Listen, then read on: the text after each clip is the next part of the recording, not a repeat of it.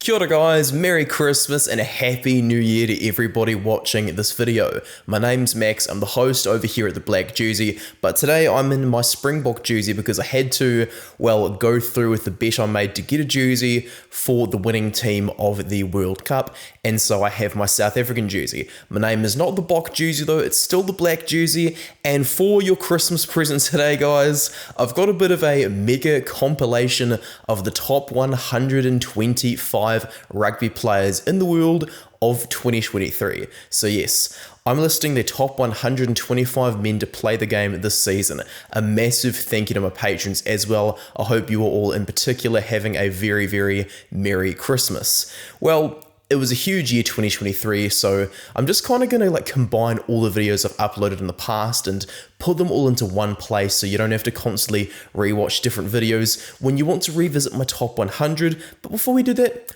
I just want to list off those top 125, so get the first 25 over and done with, and then it'll be a bit of a mess, lack of continuity with the lighting and the voicing and, my jerseys. First on the list, 125th place, it's going to be Aroni Maui, the Fijian prop. Very, very strong for Saracens, a hard worker, and he really, really helped that scrum get a lot better. Sione Tuipulotu is next up on the list. He's the centre from Scotland, very, very good in combination with Hugh Jones, though Jones does take a fair bit of the spotlight away. Tuipulotu is a very good player in his own right. Mark Nawaqanitawase, one of just 3 Australian players who were at the World Cup good enough to play Test rugby, so it's a real shame to see this winger heading over to play rugby league. Mark Nawaqanitawase has been very, very good for Australia, so it's a shame he'll be heading off. The next guy on the list, it's going to be Solomone Funaki, who is the Tongan flanker. I wanted to put the number 7 in the top 100, but he had a bit of a bad injury that forced him to go home during the World Cup, so he just didn't quite get enough game time in 2023 to kind of justify this. Joe Marchant from England, he was kind of in a similar situation to a fair few players in this bottom end of the list as well. Very, very talented, a natural, but just kind of dealt with injury, dealt with not getting too much game time, dealt with a game plan that doesn't really allow him to play to his strength in Marchant's case. Marchant's very quick, very elusive, got a great passing game, but with the way England plays a very slow game, Joe Marchant just couldn't get onto the main list. Ben Earl, very talented as well, but a bit too much of a hot head to go in the top 100, though he is a very, very promising player at 25 years old, so could be England's long-term number 8 if he keeps up how he's playing. 119th place is Caleb Clarke, the winger from the All Blacks. As you guys know, New Zealand is blessed with a lot of very good wingers. Number 118 is Thomas Francis, the Welsh prop, one of the best props in the world, and while he didn't really show up in the Six Nations, he came back to form when it counted at the World Cup. He was excellent there, so I have to give him a mention for really just getting back to his best at a very good time. Nick Tompkins, his teammate, is 117th place, a world-class centre who really just, once he got the decent game time, he was able to string those good performances together. Ben White, 116. Scotland really should have just kept starting the guy, honestly. I don't know what Gregor Townsend was thinking because Ben White is a very, very good player. Now 115, we move on to a new graphic. Via Fafita is the guy having this place. The Tongan lineout wasn't too good, but he's always going to be appreciated for his versatility, being able to play lock, flanker, and number 8. 114, Rafael Storti. How could I not mention him? The Portuguese winger. Sekou Makalu is 113th place. While he's not necessarily one of the best players in the world, he's just a no-brainer if you're ever picking a French lineup. The guy is able to cover number 8, flanker, centre, and winger. He's the everyman. He is the perfect match for a 6-2 bench split.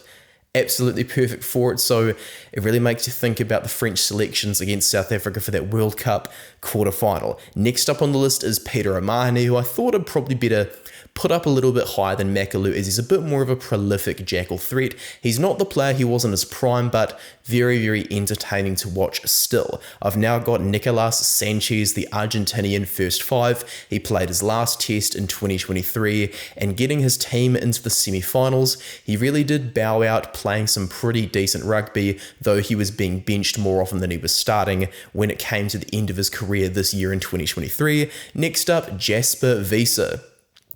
absolutely, no question, would have been in the top 100 if he was the regular starter for a second year in a row. Wiese has played a lot of minutes for South Africa, and I'm definitely expecting him to get back into the top 100 for 2024. Next up, Damian de Allende. He had a massively good season in 2022, absolutely world class. He was a bit inconsistent in the Rugby Championship though. A lot of South African fans wanted him to be benched for Andre Esterhuizen, but you know what?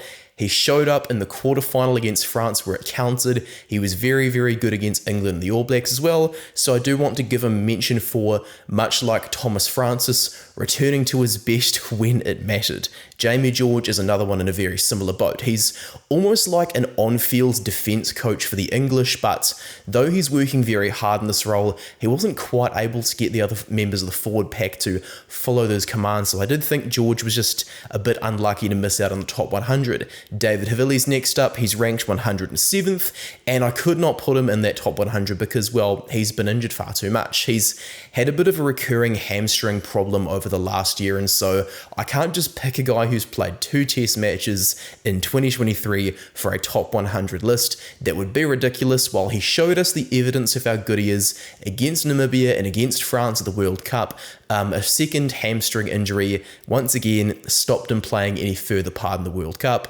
though he didn't go home as it was about to be time for the knockout stages of the tournament. Dalton Papali'i is at 106, very versatile, but a bit more of a running threat in comparison to Sekou Makalu and Peter O'Mahony, the other flankers that have been on this list so far. Papali'i is honestly just such a safe bet to pick. He's a great leader at club level, but of course the fact that he can't really show that full set of his skill sets that he has at club level, at international level, means he has to stay at 106th place. I'm going to keep up my Kiwi bias for the last few picks before we get into the top 100, but first off, I'm wearing the Bok jersey. Got to have a 4th prop for South Africa, and that is Trevor Inyakane. Their scrum is absolutely amazing to watch, and so while I've got 17 Springboks in the top 100 list, I do want to have one more before we get into that top 100. I've now got Luke Tanguy, the Fijian, number 3. Seriously, the form of his going from club to test level, it just shot up massively. Once again, much like Thomas Francis, much like Damian de Allende, this is one of those guys whose form came along when it mattered. He just didn't quite have the consistency for the entire calendar year. I've now got Tamaiti Williams, made his test debut for the All Blacks in 2023. Absolutely awesome bloke. Stoked that he got to play a decent part of the World Cup, coming off the bench at loose head prop against South Africa in the World Cup final. What a player Tamaiti Williams is. Samisoni Taukei'aho is a player who definitely would have been on the list, but just didn't quite get the game time, much like David Havili. He was benched for the quarterfinal with Dane Cole selected for his final ever test. Taukei'aho was relegated, I guess, to 3rd choice after being the 1st choice for much of 2022, with Coles injured and Taylor having a bit of an issue with his form. And Scott Barrett, 101st place before we get to the top 100. Scott Barrett is a world-class player.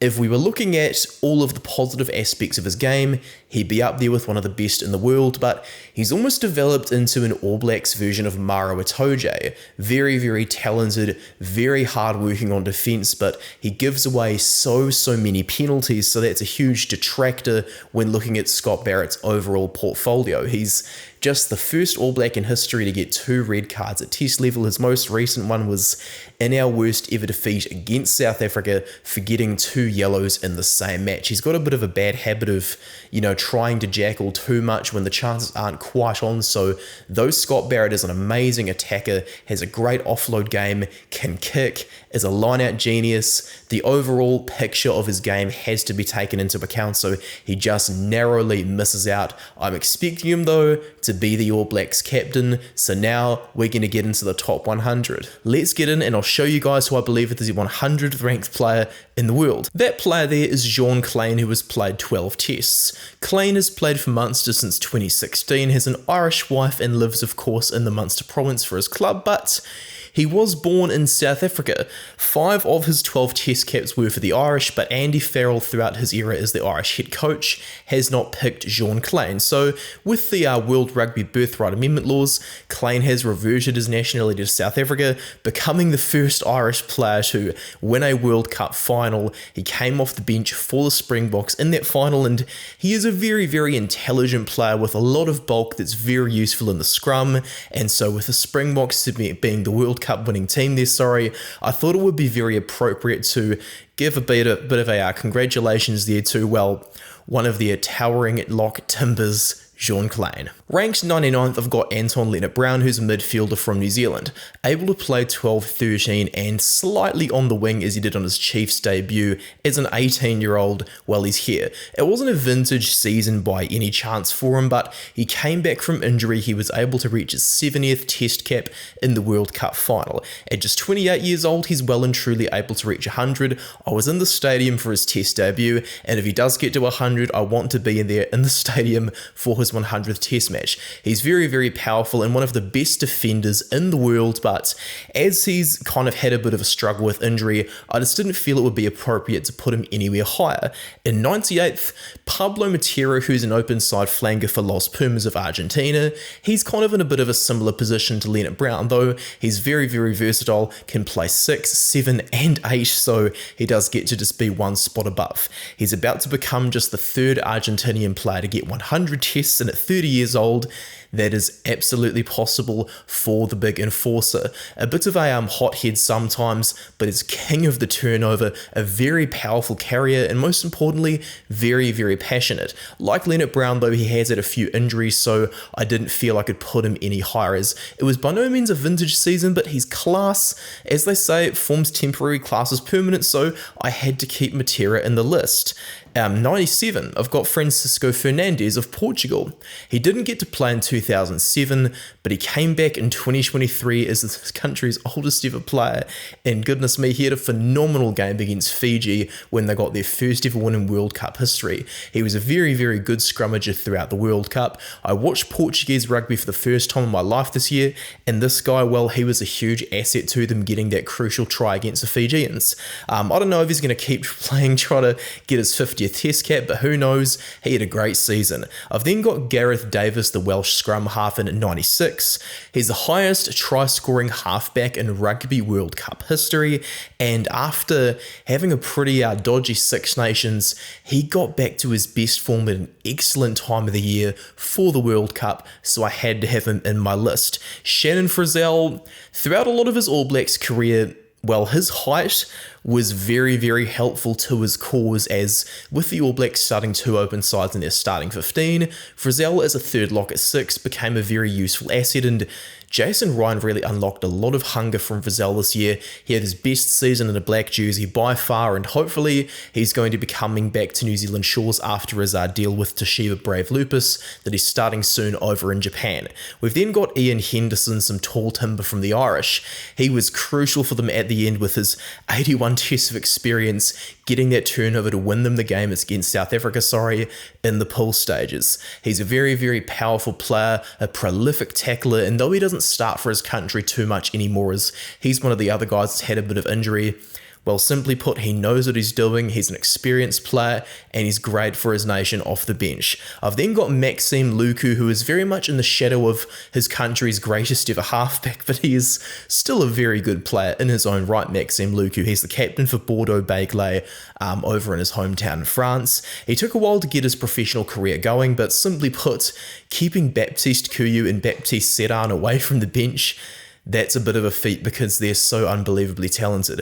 Lugu's got a telepathic understanding with Mathieu Jalabert, the 10 he's often paired with at Bordeaux, and he's a great player. I've then got Tyg Byrne, also a lock from Ireland. I wanted to have him slightly above Henderson because, well, simply put, he starts for the country and is a bit more athletic. He's one test to go away from getting the 50, and I'm sure we're going to see him on a second British and Irish Lions tour in 2025, should he stay injury-free. A bit of a late bloomer, this guy, guy, but a very useful player who can cover both lock and 6. I've then got Gaël Fickou in 91st place, a French midfielder, very, very talented, and a defensive rock. They call him the defensive captain for a reason. I've then got Blair Kinghorn of Scotland in 90th place. I would definitely have Stuart Hogg ranked in here if he didn't retire straight after the Six Nations, but Blair Kinghorn brought back a lot of the pace that Hogg had started to miss in his later few years of his professional career, and it was so gutting he had to come off injured in his 50th test because he is a class player, and I think that if he was playing for another nation,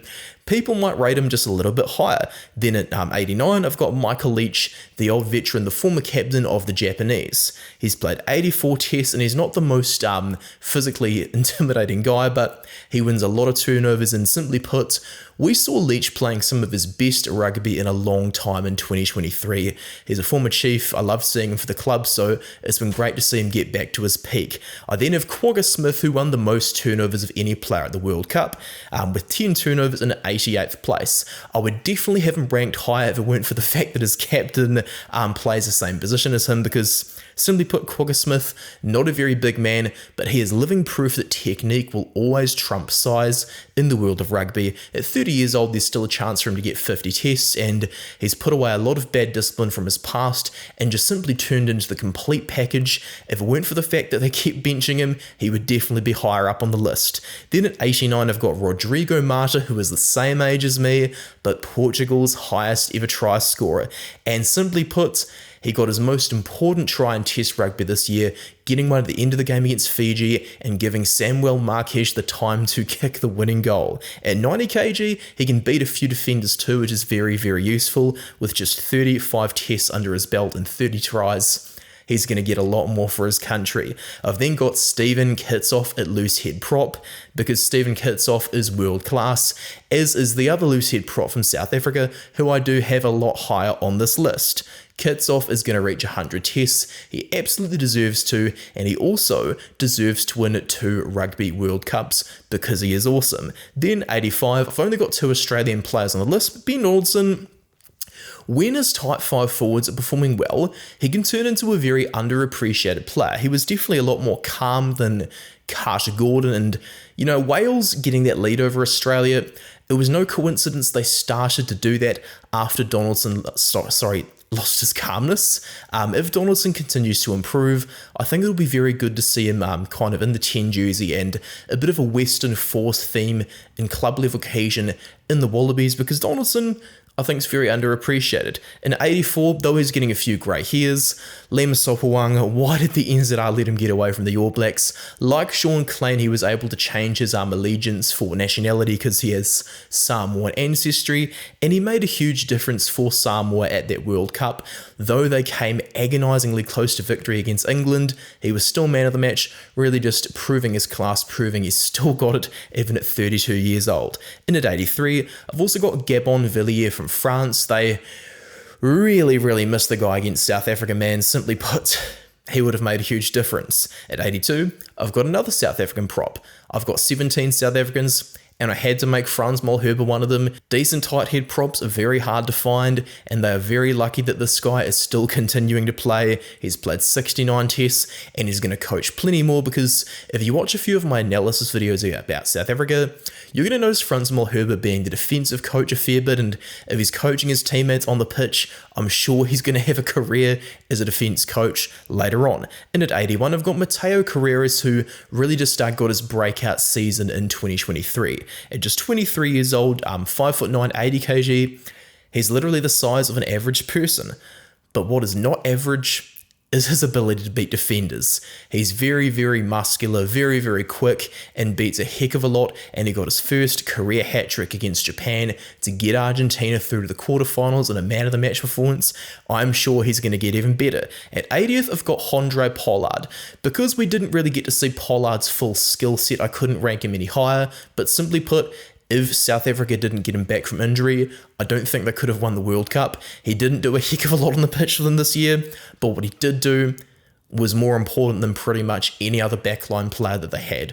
Handré Pollard is the top point scorer in finals history, and he's a big guy who can ride the hits. At 29 years old, there's a chance for him to deservingly win 3 World Cups. I've then got Freddie Stewart, who didn't quite have as good of a year as he did in 2022 because Steve Borthwick's game plans not working out too well for him, but when Stewart did get the ball in his hands, he was absolutely devastating, and of course, the safest pair of hands under the high ball, so I still had to have him in this list.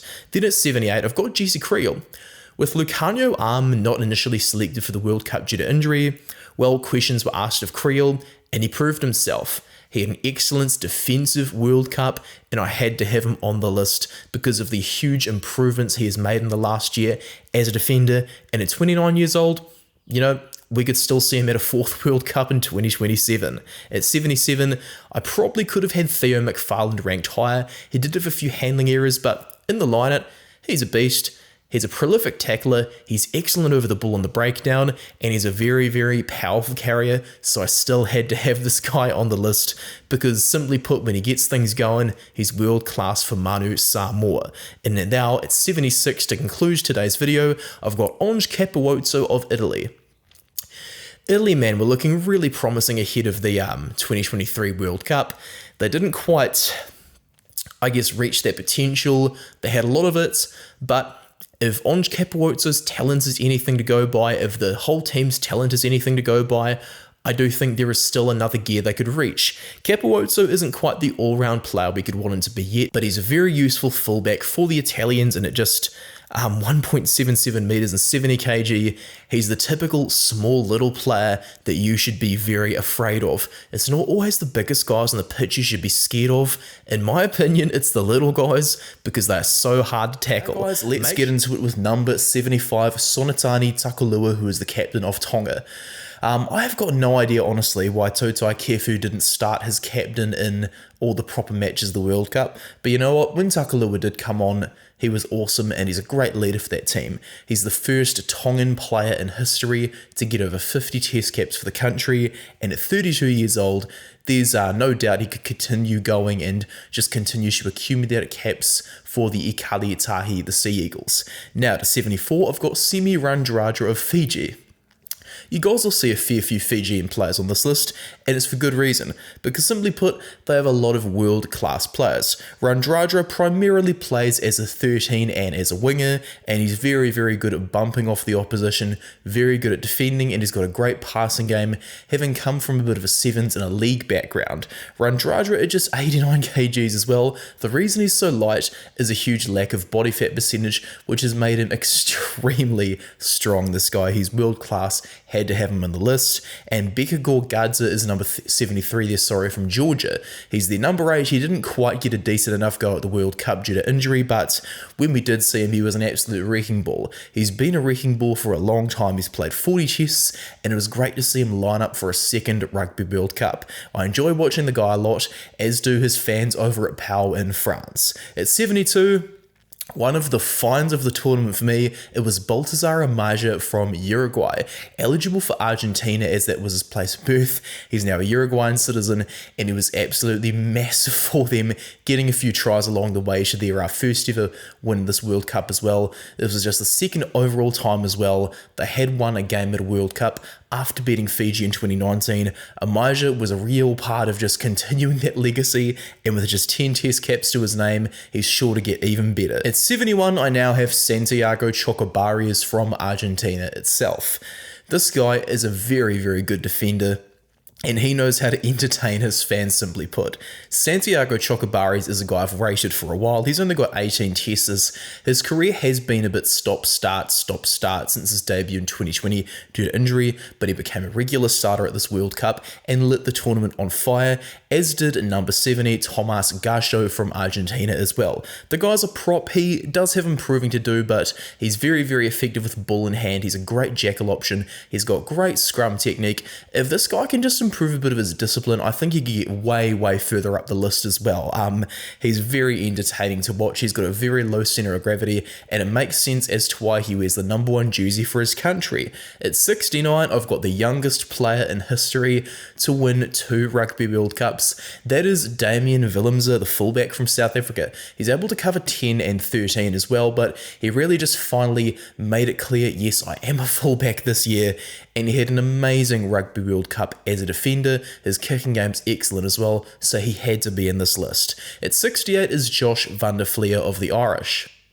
Van der Flier, I think, actually had a better year in 2023 than he did in 2022.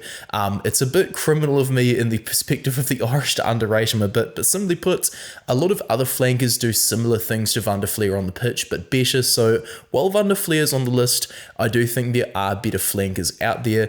I have to have him here though, because simply put, even though others are better, he is still world class. He still deserves a place on this list, and I love watching the guy. I've now got 76, Juan Martín González.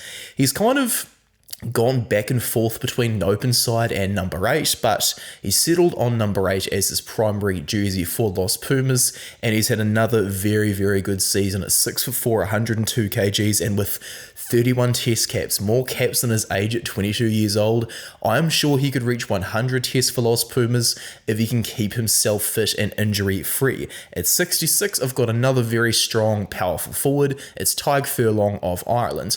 Though he's kind of starting to, I guess, fall off the peak he had a few years back, he remains a world-class tight head prop. He is a player you really want to be afraid of when you're getting down in the scrum, you're packing down, and he's got 79 tests, including 6 from 2 British and Irish Lions tours. I'm sure he could get 100 at just 30 years old. At 65, I've now got Louis Rees-Zammit, the lightning bolt as his tattoo shows, of Wales. He's got 32 tests at just 22 years old as well.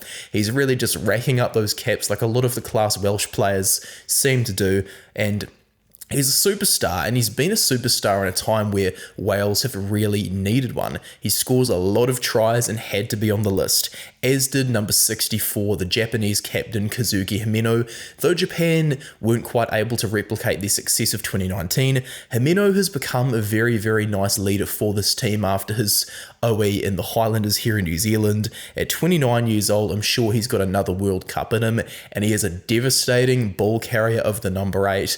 He's one of the best number 8s in the world, so he had to be on this list. Cody Taylor as well really had to be on the list as well. He's been world class for the All Blacks for a number of years. He's going to be one of just 2 survivors from the 2015 Rugby World Cup alongside Sam Cane if Beauden Barrett doesn't come back to New Zealand shores. Taylor has played 85 test matches and he's re-signed to 2025 to continue his awesome line-out throwing, his try scoring rate off the maul, and of course his excellent defence. I had to have the guy on the list. And of course Jamie Ritchie of the Scottish. A bit of an underrated player who I don't think gets the appreciation he deserves. As the commentators do say from time to time, the guy's a tiger at the breakdown, and he makes himself into a very good captain, though for some reason it says centre on the graphic. He's a very good flanker, and no man wears that number 6 jersey better than Jamie Ritchie for the Scottish. He just has to continue on as their captain for 2027 as well. At 61, I have Hugo Keenan from Ireland. He had a very good season. He was definitely one of the best players of the Six Nations, and he also had a strong World Cup. He's played 36 tests, and I'm sure he's going to get the 50. Don't be surprised if we see him in the number 15 jersey for the British and Irish Lions tour in 2025. 60 is Jonathan Dante. At 31 years old, he took a wee while to get his career going because he was a bit similar to Machu Bastero earlier on. He wasn't really passing the ball much, but he's growing up, he's developed an excellent kicking game, he's developed one of the best passing games in the world, while of course playing for La Rochelle at club level, well, he's going to be a bit of a jackal threat as well. He's finally getting his test career underway, especially going down from 110 kg to 93. He's really taught himself to use that power for good, and he's now a regular starter for his country. At 59 is Cheslin Kolbe of South Africa. Not the player he once was, but remains world class for South Africa. He's got a hot step, and at 30 years old, he's pretty darn quick still, so, you know, for all we know, maybe he could be the fullback in 2027. if Willemse goes down injured. 58th place on this list is Vasil Lobzanidze from Georgia. He is 27 years old and has played 82 tests. He was one of the youngest players to ever play at a World Cup back in 2015, and wowzers, he's just becoming a world-class player. Seriously, like the amount of quality front football Georgia are able to get through their forwards, receiving passes off this guy is just unbelievable. While Georgia had a really disappointing Rugby World Cup, this guy was definitely a standout for his team.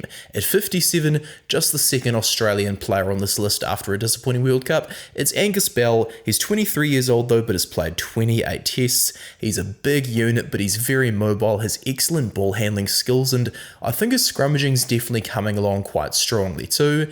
Bell is, I guess, one of those guys that coaches would build their team around if they're trying to do the whole build my team around this guy type strategy. And fairly so. Bell is going to get better and better, and I have high hopes for him going forward. At 56, same thing, Dan Sheehan, the hooker. He is so unbelievably good. He didn't quite return from injury the same player that he was during the Six Nations, but nonetheless, he has definitely got potential to be Ireland's greatest ever hooker, going ahead of Rory Best, going ahead of Keith Wood. The guy scores tries for fun, and with 21 test caps to his name, don't be surprised to see him get a Lions tour in the very near future. 55, I've got David Niniashvili, the fullback from Georgia. This guy is world class, seriously. 21 years old with 27 tests, a hot stepper, a lot of pace, he fends you off. He's a pretty decent defender as well, whether he is on the wing or at fullback. He's such an exciting, dynamic player to watch. It's no wonder so many people wanting their fantasy team to have, I guess, a bit of a decent pick of the team buy, thing like that, whatever you call it. It's no wonder they were going for this guy. At 54, I've got Nicolas Martins from Portugal. Eligible for France, but definitely chose the right thing, choosing to make history. With just 12 tests to his name, I'm scared of how world-class this guy could absolutely be in the future. He is a world-class blindside flanker, already at 100 kg, 6'5", and wow, I don't even have words seriously to show how impressed I was by him during the tournament. He got me a lot of points for my fantasy team, and against Fiji, getting man of the match in Portugal's first World Cup win, he was absolutely inspirational, of course getting the man of the match award. 53, I have Tyrell Lomax. It took Lomax a wee while, I guess, to realise his potential. He's been somewhat of a late bloomer as he made his All Blacks debut in 2018, but he got a recall when Ian Foster took charge, and he's taking his game from strength to strength under Jason Ryan. Annoyed he missed the Irish series in 2022 after being dropped, he's just had, that chip on his shoulder, and it has helped him to perform career best rugby. He came back from injury as well, having a huge cut in his thigh at Twickenham against South Africa, and he just returned to the World Cup like he didn't miss a beat. Seriously, he's just put in so much hard work, and he deserves every single one of the 32 test caps he has got so far. At 52, I've got a fellow Kiwi, but he does play for the Irish as he was robbed of an All Black cap. Jamison Gibson-Park is one of the best halfbacks in the world. He has got such crisp passing. He has been a key to Ireland getting such fast ball to work off throughout the Andy Farrell era, and I was gutted for this guy in particular when the Irish got eliminated for the World Cup, because he is so underappreciated by the rugby watching public, and I just love watching him every time he plays the game. Now, to conclude today's video, I'm going to put Cobus Reinach of South Africa in 51st place for my top 100 players of 2023. Cobus Reinach, I do believe, is better than Faf de Klerk, he's better than Herschel Jantjies, and he's better than Grant Williams. He is very underappreciated. I would not have picked de Klerk for the World Cup final. Reinach is so unbelievably good. He's quick, he's got a great box kick, he's got a great long range kick, he's a very competent passer, and of course, he's not afraid to get stuck in as a defender and really just help the forwards out guarding the fringes of that breakdown. Reinach, I've showed off several examples of him being a huge difference maker for his team, but ultimately, I don't think he cares if he didn't play the World Cup final. He'll just be stoked to have 2 Webb Ellis Cups to his name. I have Tom Curry, who South African fans don't particularly like, but my goodness is he very effective on the field. At just 25 years old. He's already got 53 test caps. He didn't get a heck of a lot of game time in 2023, but he was in there for when it counted. He was very, very strong when they needed him to be, and he really recovered from injury to make a huge impact at the World Cup for the English. It was great to see him back. But there are a few more flankers in the world who are better than Curry, and 49th is Charles Ollivon of France. Many French fans are saying he's our best flanker since Thierry Dusautoir, and fair enough, he's very, very good. He would have well more than his 39 caps if it weren't for all the horrible injuries he had earlier in his career, and he had a fantastic World Cup, just as Curry did. Mack Hansen is the player I've got at 48th on the list, and he is the best Australian player in the world, but he plays for Ireland because Rugby Australia have a few issues. Mack Hansen is so versatile, he can play at 10 from set pieces, even though he's normally stationed on the wing around the field when just things are happening off the top of players' heads.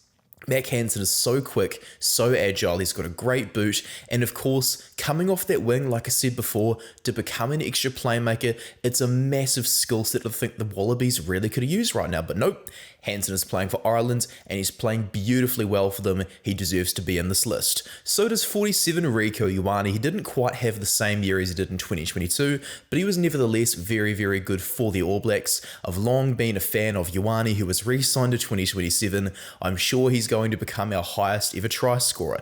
Now, 46 on the list is Courtney Lawes of England. He played his 111th and final test match this year, and wowzers, England are going to have a massive hole left in their team sheet by the fact that Lawes has just finished off at his 4th Rugby World Cup. This guy is essentially the prototype of several players such as Pieter-Steph du Toit, Charles Ollivon, and though he's definitely not the player he was like a couple of years ago or so, he's still very, very excellent, and he will be dearly missed from Test Rugby. 45 is Levani Botia, a turnover machine from Fiji. He used to play centre as I've listed on the graphic, but he's been playing flanker for his club and for his national team recently, so even though the guy is like pretty much just an out-and-out centre, he's just such a good jackal option that they had to put him at 7, and it worked out to be an absolute masterclass. He was the only Fijian player at the World Cup born in the 80s. He took all of that experience to the World Cup with him and had a blinder. 44 is Mathieu Jalibert of France. Though he is the second choice player for his national team, the 10 jersey, I mean, come on.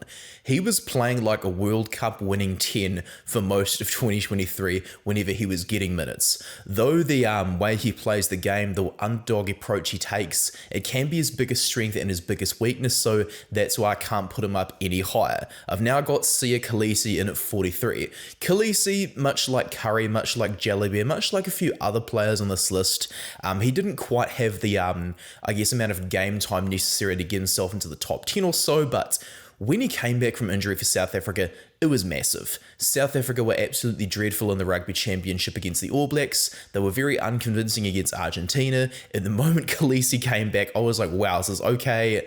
Maybe I jumped the gun by thinking in my head maybe they'll be out in the pool stage. Their chances of winning that World Cup went up by 11-fold, 1,000-fold, 1,000,000-fold with Khaleesi back in because he is such a good leader. His leadership alone would be a good enough reason to place him in the list, but since he's a turnover machine and a very good carrier, there's extra reason to justify his place on the list. Now, 42 is Emiliano Buffelli, very, very good for Argentina, excellent off the boot, excellent on attack, and a great defender. So come on, guys, he has to be here. He has to be either wing or fullback for his team in any given team sheet they've got. Doesn't matter which jersey he's in, 14, 11, 15, he's always in. Now, 41 have got Gregory Aldrit of the French.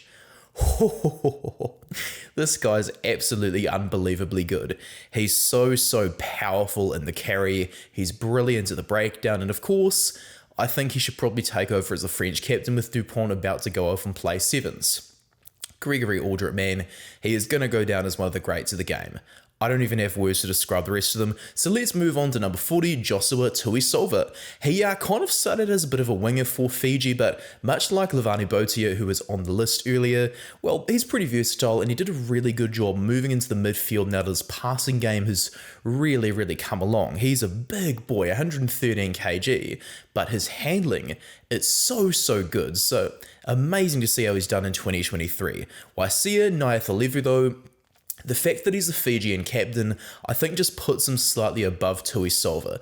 Both very powerful players, both very quick, but ultimately, why see a Nyatha having really good leadership for that team who was, I guess, a team that did a lot better than I expected? That has to just place him above Tuisova because he would have put a lot of work in behind the scenes as well. Now for 38, Marcus Smith, I did rank him as the best 10 in the world last year, but the way Steve Borthwick wants to play the game has brought Marcus Smith down the list quite a fair bit because, well, it's not really a game plan that suits the way Marcus Smith plays. But nevertheless, he just lit up that World Cup in the pool stages, and he also did a really good job covering fullback against Fiji, though he normally plays at fly half, as I got on the graphic.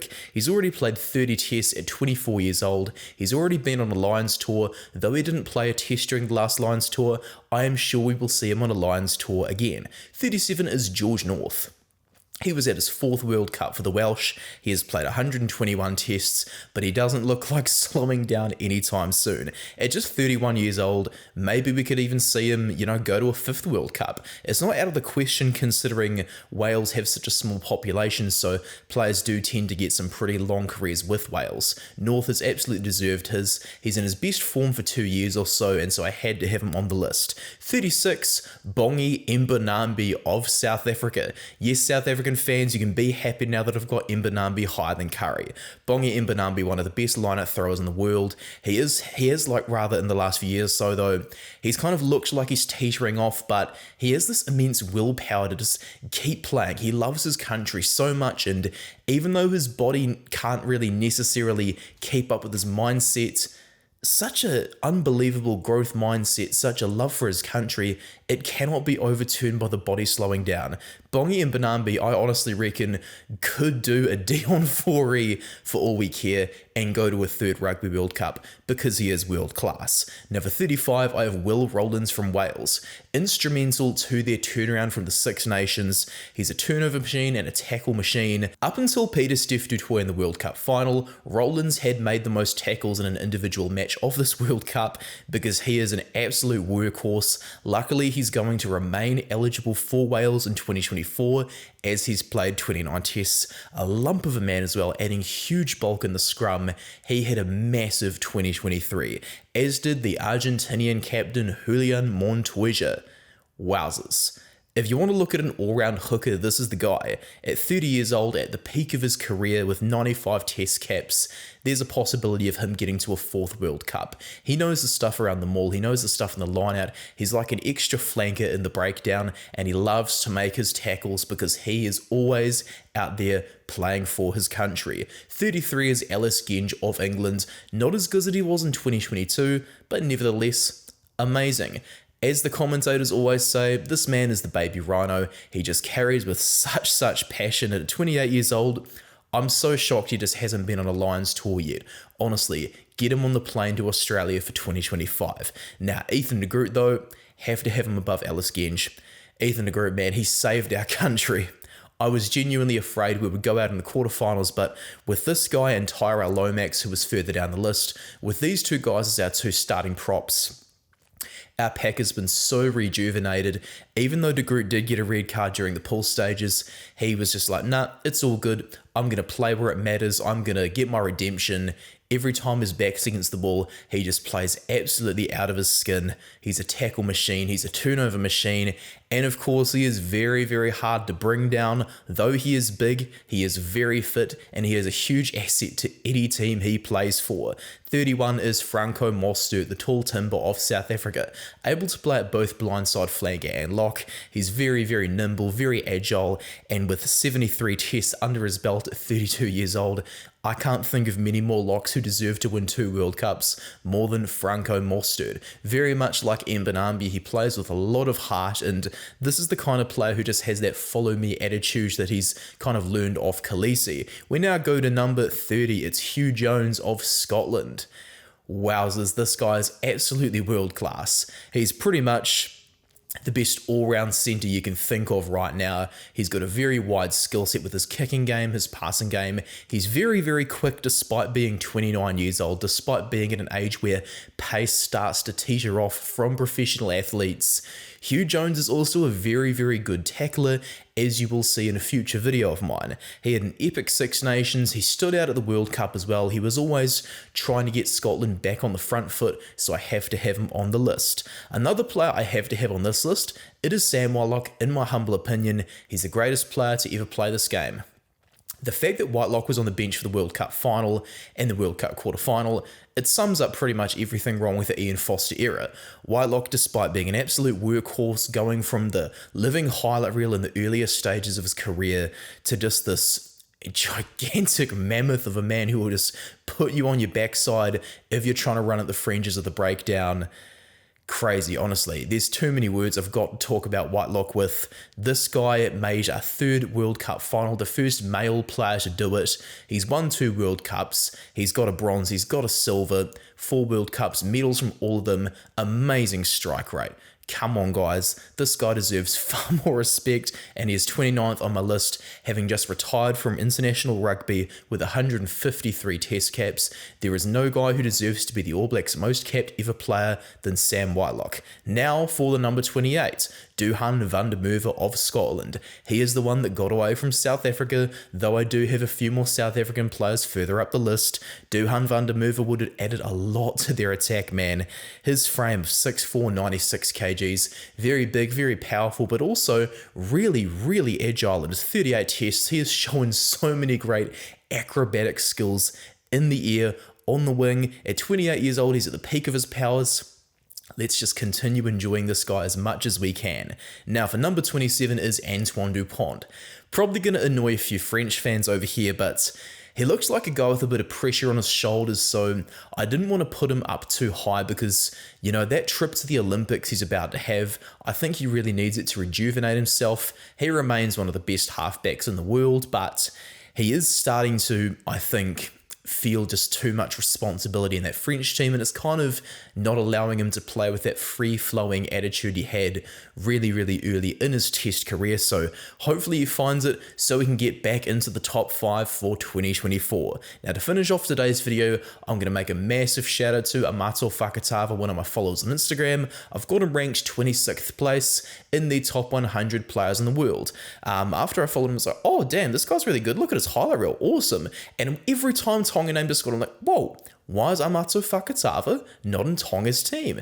Turns out he was like, no, I want to play for Japan, and Japan, quite simply put, desperately needed this guy. They needed his power in the set piece, they needed his agility in the line-out, and of course, all 6'5", 118 kilograms of him has got 5 tries from 7 test caps for the Japanese. It's very hard to find players who are just so physically dominant like this for the Japanese. He has really helped them in a huge time of need, in a huge time of crisis, and thanks to this guy alone, they were able to place 3rd in their group and get automatic qualification for 2027 in Australia. To start off the video, I'm going to introduce Santiago Arata as number 25 on the list.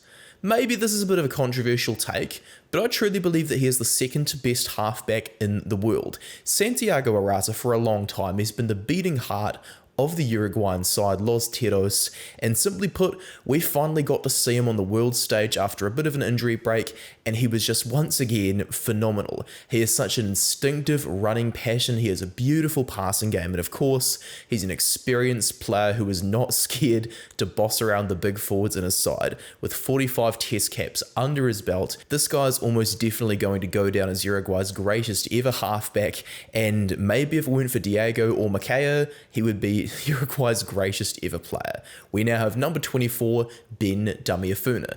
In the World Cup, Tonga, just simply put, didn't have a good enough draw to get themselves towards the quarterfinals, and their line-out throughout the competition was rubbish. Totai Kefu didn't really get a lot of club level cohesion coming along in to help the Sea Eagles Ikalitahi play well, but luckily for Ben Damiafuna, their scrum was awesome. Whenever Tonga were playing against Tier 1 nations, it was almost like every time it was 2 Tier 1 nations going at each other, the better one having a slight lead before floodgates were opening, and that's mostly due to the work of Ben Damiafuna. Now, at 151 kgs, you would think this guy probably scoffs down about I don't know, 20 donuts a day, but he's actually very, very fit. He's not the player who's huffing and puffing like how he used to be. He's got really, really good lung capacity and, of course, a world-class scrum technique. It was also nice to see him get a few tries during the World Cup, just really showing off his athletic ability as he used to play as a 10 at school. We now go to number 23. This is Kurt Lee Arendse. While Arendse isn't going to be in my World 15, which, well, of course, you guys would have already seen, Arendse is still a very, very good player, and it would be criminal not for me to put him in the top 25 of the list. At 27 years old, he's been somewhat of a late bloomer for a winger, but the type of player he is, got a great step, very, very fast as well. I mean, it's realistic he could get to a second Rugby World Cup, just like Cheslin Kolbe. While everyone was hailing him as the new Cheslin Kolbe, it was great to see them both in combination doing real damage for South Africa this year. But one spot above him in number 22, I have to have Mark Talia, because this guy just knows how to get into the kill zone. He has an excellent flow state, an excellent mental edge to his game, and he just does not feel the pressure after the way his brother sadly left this world. Mark Talia, man, is playing for his whānau, he is playing for God, he is playing for just being the fact that he was such a guy who got ignored by Ian Foster for so long. He should have made his test debut back in 2020. When he finally got there in 2022, he was like, right, you've underrated me for so long, I'm going to take that 11 jersey, and he absolutely did that. He nearly broke Jonah Lomu's record for most defenders beaten at the World Cup, becoming just the second player in history to beat 40 or more defenders in a World Cup, with just 9 test caps under his belt. And at 26, like Arendse, he's a bit of a late bloomer, but he absolutely has the athletic capabilities to be at a second World Cup. We now move over to Caelan Doris, who I have at number 21, because the way he can cover 6 and 8 for the Irish is so, so good. He's an unbelievably talented player, Caelan Doris. Honestly, he would pretty much start in every single other international side apart from New Zealand, because the way he plays the game is just so amazing to watch. Turnover machine, tackle machine, carry machine, he can do it all. Now at 20, Johnny Sexton, his countryman, is also here. Johnny Sexton didn't quite get to have the farewell he deserved, but he retires from international rugby with 125 tests under his belt. He retires from international rugby as one of the greats of the game, and of course, before he retired, he was playing absolutely just amazingly at the World Cup with his vision always on the pitch, ready to strike at any given moment. Such a great tactician who will forever be remembered as one of the greats. Now we move over to number 19, Darcy Graham of Scotland. He didn't quite have the same year as he did in 2022, as he did unfortunately miss the Six Nations due to injury, but I have no regrets that I triple captained him against Romania. I specifically saved that part of the fantasy league for when Scotland played Romania, and it was well worth it. He delivered one of the most beautiful individual performances of all time in that game, and every other time he turned out for Scotland in 2023, he was so unbelievably effective as well. He's got a wicked step. I would love to see him at a third Rugby World Cup. We now have Winnie Antonio, the number 18 of France. Though he normally wears the number 3 jersey internationally, it's been great to see him have such a great international career, using his 6'6", 146 kg frame to just beat defenders all the time and dominate the scrum all the time. One of the best scrummaging props France have ever had. It will be very, very hard to replace him when he retires, as it's reported that he's not going to retire just yet. Anyway, 17, we have Aaron Smith, who is indeed retiring. 2023 will be his last team of international rugby, and of course he's just going to finish off his career with Toyota Verblitz in Japan. Smith has had a great career. I don't think he's going to go down as the All Blacks' best halfback of all time, as he did have a bit of an inconsistent career, but throughout his career he achieved so much in 125 tests. World Cup winner, very, very good passer, and of course, what we'd missed for a long time from Aaron Smith was his running game. He brought it back to finish off his international career in 2023, and it was glorious to see him go out in such a way, though he unfortunately couldn't get a gold medal. We now have Marcos Kramer in 16th place. He broke the record for most tackles in a single Rugby World Cup, and he's a huge asset of a blindside flanker to Los Pumas. 2 meters tall, 110 kgs, and with 64 test caps at 26 years old, there's a good chance that if he keeps his discipline, he could break Alan Wynne-Jones' record for the most cap player of all time. That record will be very hard to take, but you know what? With Argentina not really having much of a rugby playing population there, I think that if someone's going to break that record, this could be the guy. We now move over to 15, Piato Malvaca. He was France's third choice hooker just a few years back, and I think he finishes the Rugby World Cup as their first after he just absolutely destroyed everything in sight after taking the 2 jersey from the injured Julian Marchand. Piato Malvaca, man, honestly, anybody would want him in their team aside from South Africa. Because wowzers, Piato Malvaca is just a true one-in-a-generation talent over a hooker, and France need to keep starting him after this World Cup. Now at 14, I have Owen Farrell, the guy that everybody likes to hate. While that's not the jersey he wears, he's not exactly much of a running threat.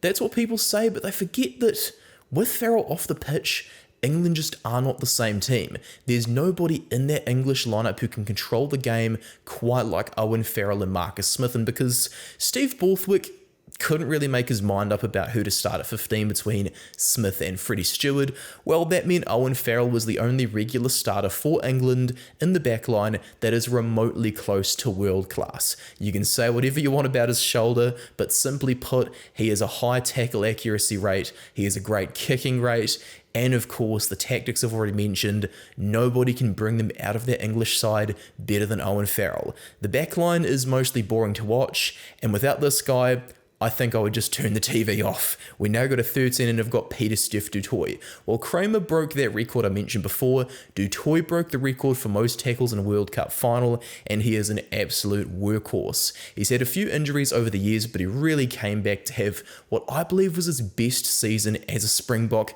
Controversial, I know, because of 2019, but simply put, I don't think anybody in that box pack works harder than him, and it says a lot about the guy when the 7-1 split is a thing, but du Toit still plays the full 80. Superb fitness, especially with South Africa being such a set-piece dominating team, always wanting the scrum, always wanting lineouts, but no, Pieter-Steph du Toit is like, mate, I don't care, put me on for the full 80, I'm going to deliver, and he absolutely did that throughout the entire World Cup. Now at 12, I have Richie Mo'unga. I'm gutted for this guy, man, that he can't get a gold medal, because simply put, I was right about him, the haters were wrong about him. Richie Mo'unga is the best 10 the All Blacks have ever had that isn't Dan Carter, and this year he was simply put going out on top. His running game is world class, and with Ian Foster finally trusting him with the game plan, he was like, yeah, actually, I can bring my Super Rugby form to test level. There's a reason I named him as the best 10 in the world back in 2021. There's a reason I am naming him as the second best 10 in the world right now, and I am absolutely gutted he is off to Japan, bro. Because Richie Mo'unga, I think at 29 years old, still has a lot to give to the All Blacks.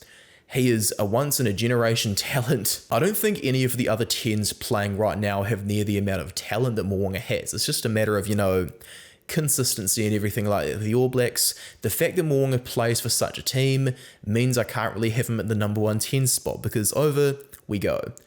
Before we show the best 10 in the world, I want to give a huge shout out to Jack Morgan, the Welsh captain. This guy over here, he saved that country.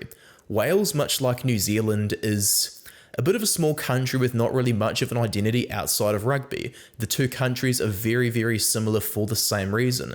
But when Wales are playing well, they play well on heart and they play well on pride. Jack Morgan is a guy who brought that back into the Welsh jersey. Gone were the leadership of the team who thought they were bigger than the game, and in came a young man who is underrated and no longer. He was like, right, I've been silently working, no one noticing me for a few years. I'm going to show, hey, look guys, look at me, I'm world class. Name me another open side flanker that can kick the 50-22s and the cross kicks in the same way as Jack Morgan. Name me another open side flanker who can get into a pod with backs and function both as a ruck clearance option and a distributor. Name me an open side flanker who can do pretty much anything around the park. I don't think you can. Jack Morgan with Wales, everyone's saying Portugal was going to beat them. He just took that frustration of his team and he delivered results with it. Congratulations to him on a huge season. Now at number 10, Malcolm Marx, another forward who needs to be on this list. I know, guys, Malcolm Marx didn't actually play the full 80 in any games of the World Cup because he tore his ACL in training, but if Malcolm Marx didn't get injured, I think it's safe to say South Africa could have won the World Cup final by a much larger margin. This guy is the master of the driving maul. He's like an extra loose forward when he's over the ball in the breakdown. And of course, with that frame, it always helps having that weight of his in the scrum to get the team that go forward that they always want to have. Anyway, the best 10 in the world, Romain Ntamack. The poor French, man. If this guy was at the World Cup, maybe things could have been different. But in the 6 games he did play in 2023, he was absolutely world class. At just 24 years old, he feels like he's a 30-year-old veteran who just knows everything about the game. Romain Ntamack isn't bigger than the team by any means, but simply put, he is the heartbeat of that French team. Without him, they were looking a bit lost, I think. Dupont looks like there was a bit too much pressure. Romain Ntamack is an all-round 10, and while he's not necessarily as talented as Richie Mo'unga, he's one of the hardest working first fives I have come across, and hopefully in 2027 he can get to his second Rugby World Cup after all, after just really cruelly missing this one. Over to number 8, Thomas Ramos. While he can play 10 at club level, he has been a huge revelation at fullback for France in 2023. I was looking at Hugo Keenan throughout most of the season, like, oh yeah, pretty good, but in the Six Nations, Thomas Ramos just turned up to kick so many points. He scored the 8th most points scored by any player in a calendar year in history and just had a beautiful season. He's a great defender, he's a great tactician. I've already said he's a great kicker, come on guys. And of course he ran over 800 meters in 2023. He's going to be in my World 15 for this year, and I think you should probably know that by now at this point of the video if you haven't watched my World 15 video already. Over at number 7 I have Andrew Porter. Well, there are 2 loose head props in my top 10 players in the world, and if I was going to ignore Andrew Porter, I think the Irish will be banning me from their country. Andrew Porter is just a freak of a player, can squat nearly 300 kgs, he's one of the best scrummagers in the world, and of course, his running game. Very, very, very underappreciated by many who are always just drooling over his scrummaging. You got to look out for this guy's running game, you got to look out for his distribution game, and of course the tackles. He's just making so many. He plays for nothing but his country. He's a man with tears at the start of every national anthem. He is just a player that everyone must appreciate if they know anything about rugby. At 6, Bundy Aki, the Irish Player of the Year. He had a bit of an injury, didn't quite get started in the Six Nations, but he saved his best form till last. The 55 Test veteran doing it all for his country. At 33 as well, I'm really happy to see he's not retiring yet. He's signed a 2-year contract extension with the Irish, hopefully going to go on a second British and Irish Lions tour. Bundy Aki, man, well and deservingly got his World Player of the Year nomination, but there are a few players who I think probably deserved it more, so we'll move on to number 5, Will Jordan. Robbery. Daylight robbery, World Rugby. What are you up to, man? Will Jordan, for the second season as a professional athlete got 10 or more test tries in a calendar year. He got 10 this year, including 8 for the duration of the Rugby World Cup, getting a hat-trick against Los Pumas in just a stunning display. Why was he not man of the match there as well? Will Jordan, man, seriously, he's in such great form right now, and anyone who doesn't rate Will Jordan, stop watching the video. We now got a number 4, Ox and Chair. South Africa would have exited in the pool stage if not for this guy saving them in the scrum all the time. This guy over here is the best scrummager in the world. That's all I've got to say.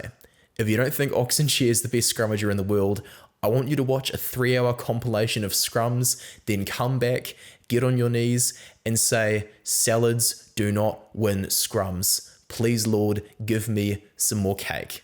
Because that way you will become an infinitely better scrummager than you are now, and maybe, just maybe, we can finally get someone to beat Oxenshare in the scrum.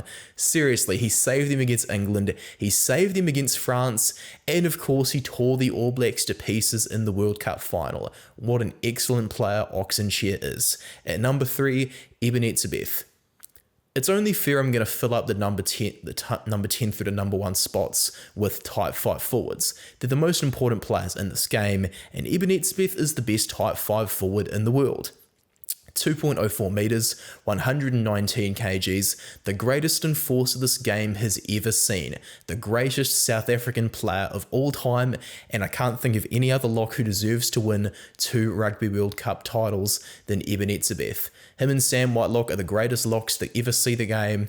That is it. Now at number 2, now you guys remember all those memes about Leonardo DiCaprio not winning an Oscar from about 10 years ago or so, right? Well, he won for The Revenant in, I think, 2015, but I think there was actually a case of the Oscars having a bit of buyer's remorse, realizing they should have given it to him for Wolf of Wall Street, and I think that's a bit of a similar thing with Adi Savia winning World Player of the Year in 2023, where in actuality he should have won it in 2022. But before we get to the number 1 spot, seriously, Adi Savia is the greatest number 8 the All Blacks have ever seen by this point. He is the king. He's devastating the breakdown. He can kick. He runs heaps of meters in every single game he's played. He's always got a high tackle account. And now that he's gone from the player who was keeping us from losing by record margins all the time in 2022 to finally getting the appreciation in 2023, it's been awesome to see. Look back at 2018, see a bunch of comments saying, oh, he'll be off to France soon like his brother. Oh, he's crap. Sam Cane's better. No. Since day one, I believed he would be one of the greatest All Blacks of all time. He's proven the haters wrong, and he is well and deservingly World Rugby Player of the Year after he should have won in 2022. But they are once again going to have some buyer's remorse because Damian Penaud is actually the best player in the world for 2023. This guy here is just 3 tries away from being France's highest ever try scorer. This guy has got the most tries in a calendar year for any player outside of New Zealand. He will step you, he will fend you, he will out-sprint you, he can out-kick you. Damian Penaud as well, he plays a very, very difficult defensive role for the French. They've got a bit of a sliding defensive pattern, so the fact that he gets forced to just complete such difficult tackles and still manages to get most of them down, it's a huge testament to the true skill on this guy. He is the most evasive player to tackle in the world for good reasons. Damian Penaud is like a fly half with the instincts of a centre, but he plays on the wing for France because they have this tactic where they always want to have a centre wearing the number 14 jersey. Damian Penaud is the best rugby player in the world, and I think World Rugby, like I said before, are going to get some buyer's remorse and reward Damian Penaud in 2024 when he should have got it in 2023. And for those who have made it this far into the video, you've made it to the end, thank you so much for all the support you have given to me, Max, at the Black Jersey throughout 2023. I've got some very, very exciting stuff coming in 2024, so cheers guys. And a Merry Christmas and Happy New Year. Happy birthday, Jesus, as well. God bless you all. Have a good rest of your year.